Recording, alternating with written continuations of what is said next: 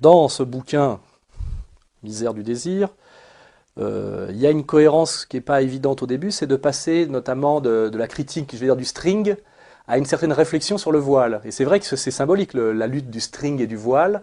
Et déjà, ce qu'on peut, d'emblée, ce qui peut être étonnant, c'est par exemple que les féministes, d'un seul coup, voient le désir qu'ont certaines filles de porter le voile, qui est d'ailleurs souvent un bandana, comme une régression incroyable par rapport au combat d'émancipation des femmes.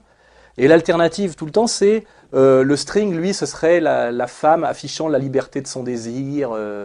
Or, l'honnêteté féministe, si on veut se mettre sur le terrain du féministe, on sait très bien qu'il y a dans la manipulation, la mise en scène de la nudité de la femme, une réduction de la femme à un objet de désir, avec derrière toute la brutalité de mettre les fesses en avant plutôt que les yeux. Alors que là, on peut peut-être faire remarquer que vouloir porter le voile, c'est peut-être vouloir qu'un homme regarde d'abord en une femme l'être humain. Le premier contact qu'on a, c'est le regard. Hein, et tout ça, bon, même moi, si moi, en tant que Français laïque, le voile n'est pas du tout mon sujet, je suis étonné de la violence d'opposition à ce bout de chiffon, et qui en plus touche quelques centaines de personnes en France, et à quelle vitesse on a pu faire une loi et on a pu faire croire que ce voile menaçait la République. Et on matraque au nom du féminisme, en gros, des gamines qu'on essaie de sortir de l'école et qui réclament qui réclament un espèce de respect du corps et d'avoir le droit à une certaine pudeur et d'essayer de limiter le parasitage sexuel dans l'éducation nationale. Parce que moi, j'ai pas mal écrit aussi sur l'idéologie de la mixité. J'ai rien contre, mais j'ai dit qu'il n'y avait pas de projet pédagogique derrière. La mixité à partir des années 70, ça répond à une augmentation des élèves à scolariser et à un manque de bâtiments, c'est-à-dire à un déficit d'investissement. Et on met les garçons et les filles ensemble parce que ça coûte moins cher que de les séparer. Moi, il se trouve que je viens d'un pays qui s'appelle la France, c'est une république, et la mixité qu'on nous vend comme une espèce d'idéologie positive de toute éternité, je l'ai découverte à la fin des années 60. Hein. Les trois quarts des gens qui ont vécu en France ont vécu garçons et filles séparés à l'école, et je ne pense pas qu'on vivait dans un régime islamiste ou fondamentaliste ou même catholique intégriste. C'est-à-dire que c'est très récent de mélanger les filles et les garçons. Et ça pose autant de problèmes que ça crée de solutions. Et il n'y a pas de débat derrière pratiquement. On nous vend ça comme une évidence de toute éternité, alors que c'est finalement un modèle qui est très récent et qui n'a pas vraiment fait ses preuves.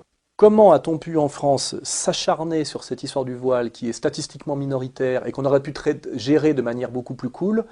On aurait vraiment dit qu'il y avait la volonté d'aller au clash, et d'ailleurs qu'il y avait même l'espoir d'une radicalisation, on va dire, des musulmans sur ce sujet, qui d'ailleurs n'a pas eu lieu, c'est-à-dire que c'est un peu le coup à rater, et qu'il y a vraiment on sent vraiment qu'il y a derrière une exportation via cette histoire de loi sur le voile de ce qu'on appelle la stratégie du conflit de civilisation, qui est la stratégie boucho-sioniste en ce moment.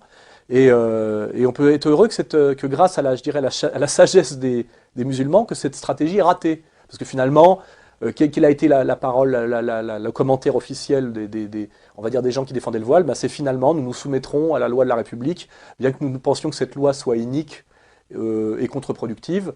Et tant mieux, mais je veux dire, on a vraiment l'impression qu'aujourd'hui, il y a des minorités agissantes, il y a des lobbies qui poussent, on va dire, à la ratonnade. Hein. C'est-à-dire qu'il y a... Enfin, on voit bien qu'aujourd'hui, le bouc émissaire a changé, qu'aujourd'hui, c'est le maghrébin, et que on a empêché pendant 20 ans ou 25 ans, on va dire le français, le bon gaulois de se plaindre de la délinquance, qui était maghrébine, mais qui était surtout de la délinquance, c'est-à-dire dont le modèle était le noir américain du ghetto et le voyou, ce qui n'a pas grand-chose à voir avec l'islam, que je sache.